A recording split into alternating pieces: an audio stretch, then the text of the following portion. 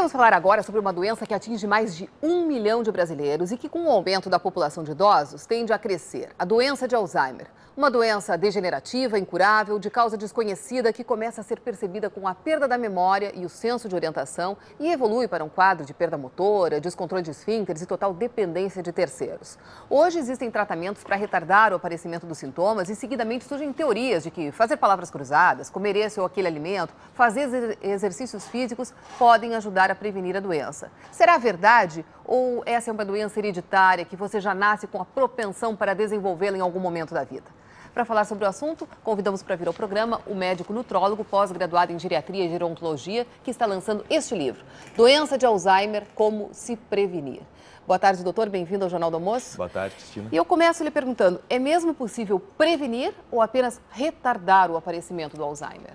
É possível tanto prevenir que a doença de Alzheimer aconteça, como também postergar o início dos sintomas. Quer dizer, ela não é uma doença hereditária, você já não nasce com a predisposição de ter a doença. A gente nasce com a predisposição genética para ter diversas doenças, mas o nosso estilo de vida que vai fazer os genes ficarem quietinhos ali, silenciados, ou então eles tornarem-se ativos. Ou seja, o que a gente faz na nossa vida faz o fator de risco genético tomar lugar ou não. E quais seriam esses principais riscos, então, como a gente poderia prevenir, tendo uma vida saudável? Uma vida saudável, com atividade física, cada vez mais tem provas que o exercício físico previne a doença de Alzheimer e outros tipos de demência e também ajuda no começo do tratamento, mantendo uma alimentação saudável, longe de gorduras ruins, longe do excesso de açúcar e de sal, por exemplo, e estimulando a mente, evitando a depressão também e a questão de estímulo cognitivo. Bom, para que as pessoas entendam bem, quem não está muito acostumado aí com essa doença, não tem um familiar próximo, quais são os primeiros sintomas? É aquele esquecimento da memória mais recente? É justamente isso. A pessoa começa a ter dificuldade na memória recente, nos fatos do dia a dia.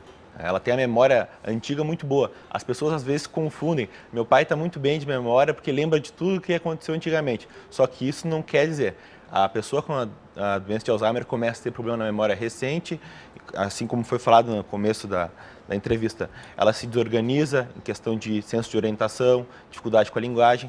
As outras pessoas começam a notar que ela está esquecida. Esse é um baita fator de risco. Como é que se chega a um diagnóstico definitivo de que realmente, porque existem vários tipos de demência, né? Como é que se chega ao diagnóstico definitivo de que é Alzheimer? É um diagnóstico clínico, né, e de exclusão.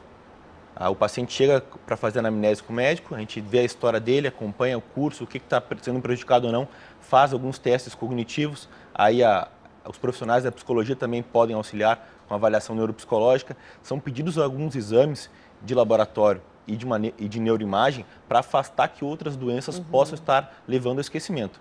Quando a gente não acha nada, fica então o provável diagnóstico da doença de Alzheimer. A gente não tem como nunca dizer que a pessoa tem 100% Alzheimer, só pós-mortem. É um diagnóstico de probabilidade, chama provável caso de Alzheimer. Na verdade, são proteínas que vão se acumulando nos neurônios e, com isso, então, eles vão morrendo. Basicamente, a doença de Alzheimer é causada pelo acúmulo de a gente pode dizer assim, dois lixos dentro do cérebro, que o corpo não consegue se livrar deles. É a proteína beta-amiloide e os emaranhados neurofibrilares. Parece complicado, mas ao longo do livro eu tento explicar bem para o paciente ler, entender e conseguir, na vida dele, adaptar a sua rotina.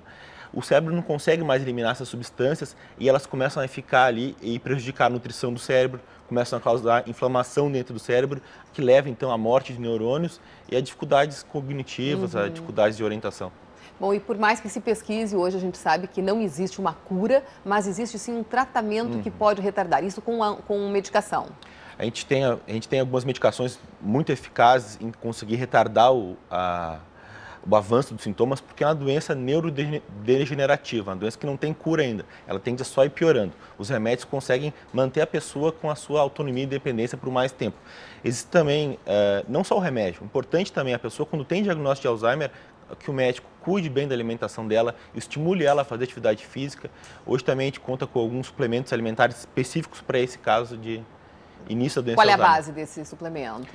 Existem cientificamente comprovados 2 suplementos. A gente não tem no Brasil ainda, que é baseado no ácido caprílico, que vem do óleo de coco, e o que tem no Brasil é baseado em quantidades grandes de ômega 3, antioxidantes, outras substâncias anti-inflamatórias.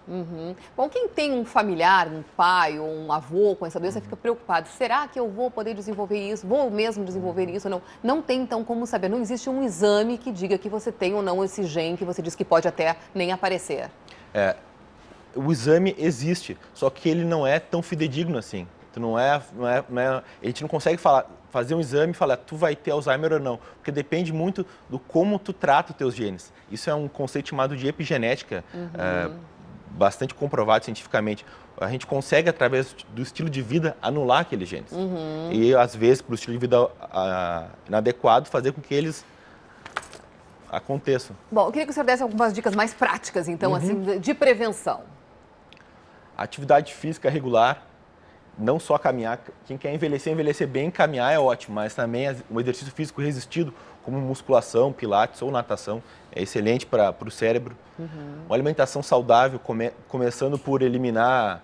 A gente viu ali agora aquela graxa no churrasco do gaúcho, né? Tentar eliminar o máximo que faz mal na dieta e colocar aos poucos o que faz bem, como a gordura, o ômega 3, a gordura do peixe, e os antioxidantes das verduras, e estimular a mente. Né? Estimular a mente, tratar a depressão. Isso com palavras cruzadas, como se diz, pode ser bom? Palavras cruzadas. Se manter atualizado, lendo notícias. Vendo telejornal também. Vendo telejornal, que maravilha. Mexendo no computador, fazendo curso de informática, curso de idiomas. Alguma coisa que deve ser evitada, algum alimento que deve ser evitado, por exemplo? O excesso de açúcar. Cada vez mais provado que o excesso de açúcar no sangue e alteração na insulina leva à doença de Alzheimer. Diabetes e depressão, quando juntas, são